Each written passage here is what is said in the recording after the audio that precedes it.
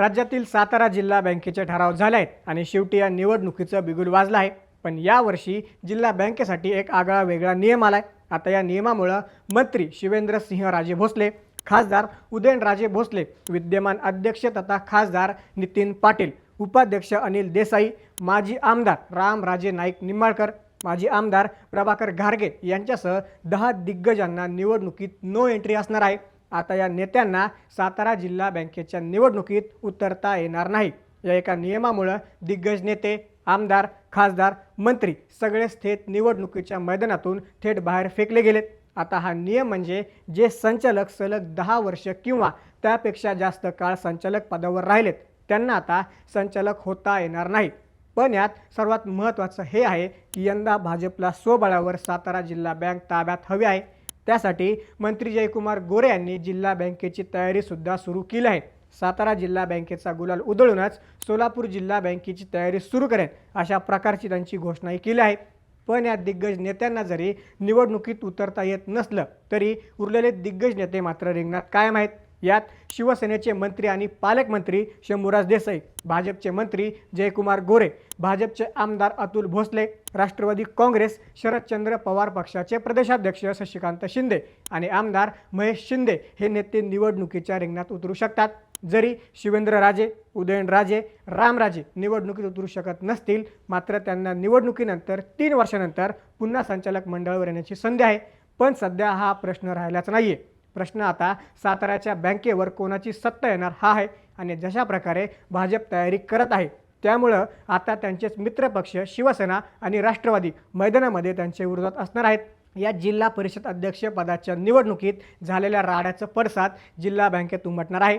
शिवसेना मंत्री शंभूराज देसाई आणि राष्ट्रवादीचे मंत्री मकरंद पाटील यांना अध्यक्ष पदाच्या निवडणुकीत थेट धक्काबुक्की झाली होती।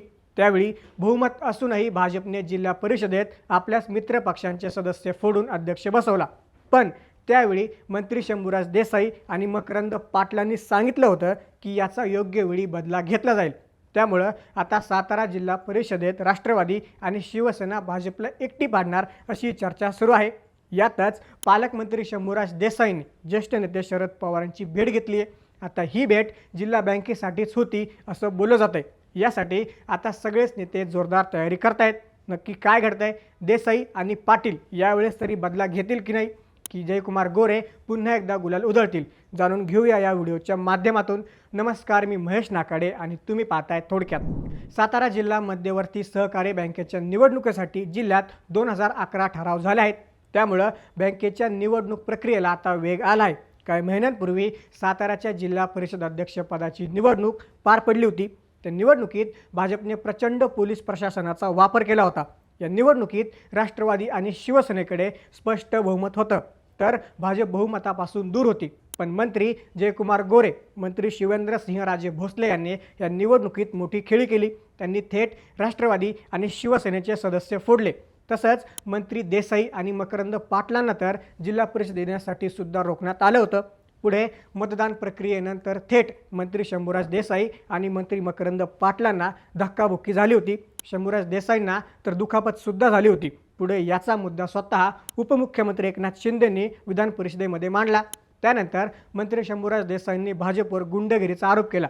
पुढे साताऱ्याच्या पोलीस अधीक्षकांना निलंबित करण्याचे आदेश देण्यात आले।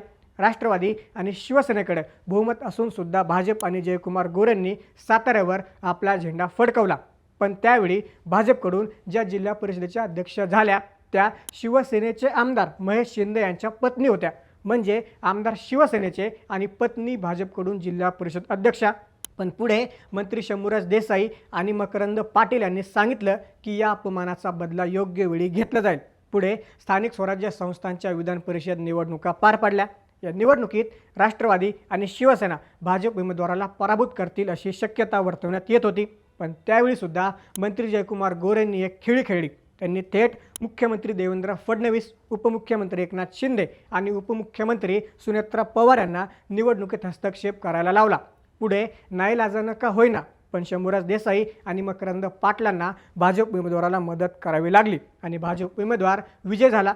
पण यावेळेस मात्र राष्ट्रवादी आणि शिवसेना कोणत्याही परिस्थितीत सातारा जिल्हा परिषद अध्यक्षपदाचे उट्टे काढण्याची तयारी करत आहेत। त्यातच भाजपची महत्त्वाकांक्षा ही बँक स्वबळावर ताब्यात घेण्याची आहे। त्यामुळं राष्ट्रवादी आणि शिवसेनेची स्ट्रॅटेजी काय असणार हेही महत्त्वाचं आहे। तसेच निवडणुकीतून बाद झालेल्या दिग्गज संचालकांच्या भूमिकेकडे जिल्ह्याचं लक्ष असणार आहे। दरम्यान विद्यमान 10 संचालकांना निवडणूक लढवता येणार नसली तरी शिवसेनेचे मंत्री शंभूराज देसाई, भाजपचे मंत्री जयकुमार गोरे, भाजपचे आमदार अतुल भोसले, राष्ट्रवादी शरद पवार पक्षाचे प्रदेशाध्यक्ष शशिकांत शिंदे आणि शिवसेनेचे आमदार महेश शिंदे हे सध्या संचालक नाही। त्यामुळे त्यांना निवडणूक लढविता येणार आहे। राष्ट्रवादीचे मंत्री मकरंद पाटील आणि माजी मंत्री बाळासाहेब पाटील यांची विद्यमान एकच टर्म झाल्यानं तेही पुन्हा रिंगणात उतरू शकतात। जिल्हा परिषदेप्रमाणे भाजपला सातारा जिल्हा मध्यवर्ती सहकारी बँक ताब्यात घ्यायची आहे। त्यासाठी भाजपने पूर्ण तयारी केली आहे। ठरावातही त्याचं दर्शन झालं आहे। मात्र राष्ट्रवादी काँग्रेसही अनेक ठिकाणी प्रबळ असल्याचं दिसून आलेलं आहे। त्यामुळे झेडपीप्रमाणे शिवसेना आणि राष्ट्रवादीची युती होणार का याकडे जिल्ह्याचं लक्ष असणार आहे। त्यात ग्रामविकास मंत्री जयकुमार गोरे यांनी सोलापुरातून सातारा DCC बँकेच्या निवडणुकीसाठी रणशिंग फुंकलं आहे। सातारा जिल्हा बँकेचा गुलाल लावूनच सोलापूर DCC बँकेचा गुलाल उधळण्यासाठी येईल असं स्पष्ट त्यांनी केलं। त्यामुळे जिल्हा बँकेच्या निवडणुकीत जिल्हा परिषद निवडणुकीची पुनरावृत्ती होणार की सामंजस्याचं राजकारण दिसणार याकडे सातारा जिल्ह्याचं लक्ष आहे। राष्ट्रवादी काँग्रेसचं जिल्हा बँकेवर वर्चस्व होतं, मात्र केंद्र आणि राज्यात सत्तेत असलेल्या भाजपकडून आपल्या बाजूने ठराव व्हावेत यासाठी सर्व बाजूंनी फिल्डिंग लावली। ठराव आपल्या बाजूने मिळवण्यासाठी भाजपने संघटनात्मक पातळीवर मोठी रणनीती आखली।